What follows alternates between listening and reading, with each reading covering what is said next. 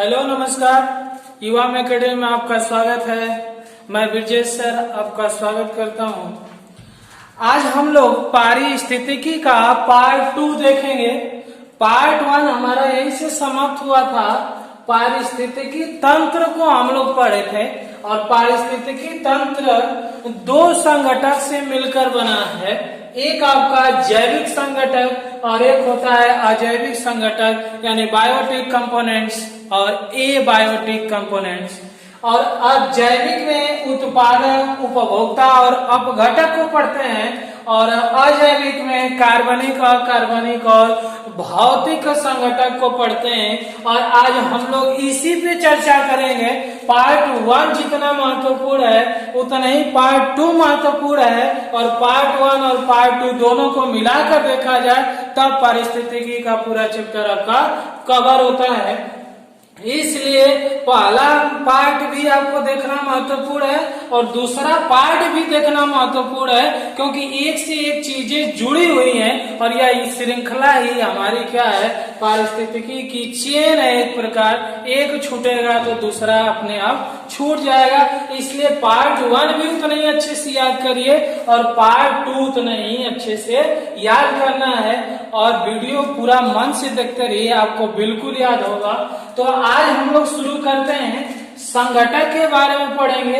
उस दिन तो हम लोग उत्पादक, उपभोक्ता और अपघटक के बारे में पढ़ा था, लेकिन आज डिटेल में इसकी चर्चा करते हैं कि उत्पादक किसे कहते हैं, उपभोक्ता किसे कहते हैं, अपघटक किसे कहते हैं, कार्बनिक, अकार्बनिक और भौतिक, यानी ये सब चीजें हैं तो क्या है, किसे कहते हैं। तो आइए शुरू करते हैं।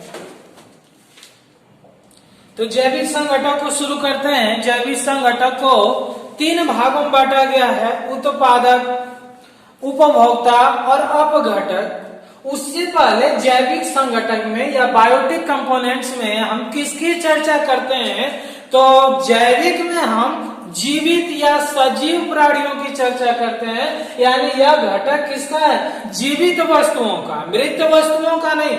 जिसमें जीव है, सजीव है, जीवित वस्तुओं का है, वो क्या कहलाता है, जैविक। जैविक का मतलब ही होता है सजीव, जिसमें जीव हो।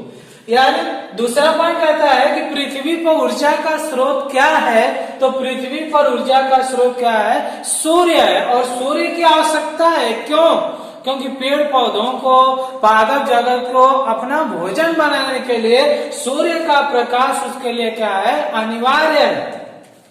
अगला पॉइंट कहता है कि वे जीवधारी जो अपना भोजन स्वयं बनाते हैं, यानी किसी पे डिपेंड नहीं रहते हैं, वे जीवधारी जो अपना भोजन स्वयं बनाते हैं उसे हम स्वपोषी कहते हैं। और वे जीवधारी जो अपने भोजन के लिए दूसरों पे निर्भर रहते हैं उसे हम क्या कहते हैं, परपोषी कहते हैं। और पेपर में डिफरेंस बिटवीन स्वपोषी और परपोषी भी पूछता है। तो स्वपोषी का मतलब स्व मतलब ही होता है अपना और पर मतलब होता है पराया, यानी जो अपना भोजन स्वयं बनाता है उसे हम स्वपोषी कहते हैं और जो दूसरों पे निर्भर रहता है उसे हम क्या कहते हैं, परपोषी कहते हैं। अब अगला बात आता है कि सूर्य के प्रकाश की उपस्थिति में पौधे अपना भोजन किस प्रक्रिया के द्वारा बनाते हैं, तो प्रकाश संश्लेषण की क्रिया होती है, तब उनका भोजन बनता है। अब बात करते हैं उत्पादक किसे कहते हैं, तो उत्पादक मुख्य रूप से पादप जगत के हरे पेड़ पौधे जो अपना भोजन स्वयं बनाते हैं। किसकी उपस्थिति में, सूर्य की उपस्थिति में, कार्बन डाइऑक्साइड और जल इत्यादि सभी चीजों की उपस्थिति में वह पादप जगत जो अपना स्वयं भोजन बनाता है या स्वपोषी होता है उसे हम क्या कहते हैं, उत्पादक कहते हैं। अब पेपर में आता है कि प्रकाश संश्लेषण में क्या होता है, तो सूर्य के प्रकाश से भोजन बनाते हैं। और कार्बन डाइऑक्साइड का क्या होता है और जल का क्या होता है। तो कहीं भी आप कोई भी पौधा को लगाते हैं तो पौधा लगाते हैं तो उसका बेनिफिट भी आपको है। क्यों बेनिफिट है, क्योंकि वो ऑक्सीजन देता है, हमारे जीवन के लिए वो अत्यंत आवश्यक है। लेकिन वह कार्बन डाइऑक्साइड ग्रहण भी करता है और हम लोग कार्बन डाइऑक्साइड को छोड़ते हैं तो वो कार्बन डाइऑक्साइड ग्रहण करता है, ऑक्सीजन देता है। अब बात आता है कि कार्बन डाइऑक्साइड और जल का क्या होता है, अपचयन होता है कि उपचयन होता है। तो किसी भी पेड़ पौधों में आप जल डालते हैं, ऊपर से डालते हैं, आपको जल दिखता है, तो जो चीजें आपको दिखती है उसे हम उपचयन कहते हैं। और जो चीजें हमें नहीं दिखती है, पौधे कार्बन डाइऑक्साइड ग्रहण करते हैं लेकिन हमें दिखती नहीं है, यानी जो चीजें या प्रक्रिया नहीं दिखती है उसे हम अपचयन कहते हैं। यानी कार्बन डाइऑक्साइड का अपचयन होता है और जल क्या क्या होता है, उपचयन होता है। तो ये जैविक संगठक का उत्पादक है। आइए अगला पॉइंट उपभोक्ता को समझते हैं। जैविक संगठक का अगला पार्ट है उपभोक्ता। उपभोक्ता का मतलब सीधा नॉर्मल में समझिए, खाना। उपभोक्ता का मतलब क्या होता है, खाना। वे जीवधारी जो अपना भोजन प्राथमिक उत्पादकों से या अन्य जीवधारियों से प्राप्त करते हैं उसे हम क्या कहते हैं, उपभोक्ता कहते हैं। यानी उपभोक्ता का मतलब क्या हो गया, वे प्राणी या जीवधारी जो अपना भोजन हरे उत्पादकों या पौधों या अन्य जीवधारियों को खाकर प्राप्त करते हैं उसे हम क्या कहते हैं, उपभोक्ता कहते हैं। और उपभोक्ता को 3 भागों में बांटा गया है, प्राथमिक उपभोक्ता, द्वितीयक उपभोक्ता, तृतीयक उपभोक्ता। और इसी में से एक क्वेश्चन आपके पेपर में बनेगा, 4 ऑप्शन देगा, 4 पशुओं के या जीवधारियों के नाम देंगे और पूछेगा कौन इसमें से प्राथमिक उपभोक्ता है, कौन द्वितीयक है, कौन तृतीयक है। तो प्राथमिक उपभोक्ता उसे कहते हैं जो अपना भोजन पेड़ पौधों से प्राप्त करता है, पेड़ पौधों पे निर्भर रहता है, उसे हम प्राथमिक उपभोक्ता कहते हैं। जैसे बकरी, खरगोश, ऊंट, गाय, हिरण, टिड्डा, चूहा। और प्राथमिक उपभोक्ता को हम लोग शाकाहारी भी बोलते हैं। इसको क्या बोलते हैं, शाकाहारी भी बोलते हैं। शाकाहारी या प्राथमिक उपभोक्ता का एक ही परिभाषा है। द्वितीय उपभोक्ता अपना भोजन शाक भक्षी या अन्य प्राणियों पर निर्भर रहता है, या सीधा कहें तो जो प्राथमिक उपभोक्ताओं को या प्राथमिक उपभोक्ता के जीवधारियों को खाता है उसे हम क्या कहते हैं, द्वितीयक उपभोक्ता कहते हैं। जिसे मेढक, मांसाहारी मछली, बिल्ली, भेड़िया इत्यादि। और तृतीयक उपभोक्ता जो प्राथमिक और द्वितीयक दोनों पर निर्भर रहते हैं उसे हम क्या कहेंगे, तृतीयक उपभोक्ता कहेंगे। जैसे बाज, बड़ी शार्क, शेर, बाघ। यानी सीधा समझिए, प्राथमिक उपभोक्ता जो अपना भोजन पेड़ पौधों से, द्वितीयक उपभोक्ता जो प्राथमिक पर निर्भर रहते हैं, और तृतीयक जो द्वितीयक और प्राथमिक पर निर्भर रहते हैं उसे हम क्या कहते हैं, तृतीयक उपभोक्ता कहते हैं। और जो प्राथमिक उपभोक्ता है या जो पेड़ पौधों खाता है उसे हम शाकाहारी कहते हैं। जो जीवधारियों को खाता है वो मांसाहारी कहलाता है। और जो जीवधारी पेड़ पौधे दोनों को यानी कुछ न कुछ आहार के रूप में खाता है उसे हम सर्वाहारी कहते हैं। और सर्वाहारी में आता है मनुष्य। मनुष्य पेड़ पौधों को भी खाता है, मनुष्य जीवधारियों को भी खाता है, तो उसे हम क्या कहेंगे, सर्वाहारी। तो शाकाहारी, मांसाहारी और सर्वाहारी। आइए अगला पॉइंट देखते हैं, अपघटक किसे कहते हैं। अगला पॉइंट है अपघटक या मृत जीवी। एक ही नाम, या तो उसे अपघटक कहिए या मृत जीवी। किसे कहते हैं, तो वे सूक्ष्म जीव जो मृतक वनस्पतियों और जंतुओं को सड़ा गला करके वियोजित करते हैं। वियोजित का मतलब है पृथ्वी में उसको मिला देते हैं, उसे हम क्या कहते हैं, अपघटक कहते हैं। और इन जीवों का भोजन ही मृत जीव होता है। यानी वे जीवाणु या वे सूक्ष्म जीव जो मृतक वनस्पतियों या मृत जंतुओं को सड़ा गला करके पृथ्वी में मिला देते हैं उसे हम क्या कहते हैं, अपघटक कहते हैं। जैसे मृतोपजीवी कवक एवं जीवाणु। ये क्या करते हैं, किसी भी सड़े हुए पदार्थ को पृथ्वी में मिला करके पृथ्वी को साफ कर देते हैं। इसलिए इन्हें प्रकृति का मेहतर भी कहा जाता है। प्रकृति का मेहतर मतलब साफ करने वाला, जो पृथ्वी को साफ करता है। पॉइंट पूछता है क्वेश्चन में कि प्रकृति का म्यातर किसे कहते हैं, तो मृतोपजीवी कवक एवं जीवाणु को कहते हैं। क्यों? क्योंकि ये सड़ी गली जंतुओं को, वनस्पतियों को गला करके या भोजन करके ये पृथ्वी में मिला देते हैं, इसलिए इन्हें क्या कहते हैं, प्रकृति का म्यातर। ये तो रही हुए जीवाणु जो सड़े गले हुए वस्तुओं को वियोजित करते हैं। अगला पॉइंट आता है कि यदि हम अपने विचारधारा को साफ कर लें, जहां पे विचार संतुलन की बात है, विचारधारा के संतुलन की बात है, विचारधारा की संतुलन हो, विचार अच्छा हो, उसे हम इको साफी कहते हैं। और इको साफी का किसने प्रयोग किया था, तो आर्निस नेस ने किया था। तो ये भी क्वेश्चन आता है कि इको साफी क्या है, तो विचारधारा की संतुलन है, यानी विचार साफ करने का संतुलन है, उसे हम क्या कहेंगे, इको साफी कहते हैं। और इको साफी का प्रयोग सबसे पहले किसने किया था, आर्निस नेस। या इको साफी के जनक कौन है, तो आर्निस नेस है। तो ये जैविक संघटक को पढ़ा हम लोग, उत्पादक, उपघटक और अपघटक। अब आइए अजैविक संघटक को पढ़ते हैं। अगला अजैविक संघटक, एबायोटिक कंपोनेंट्स, इसको 3 भागों में बांटा गया है, कार्बनिक, अकार्बनिक और भौतिक।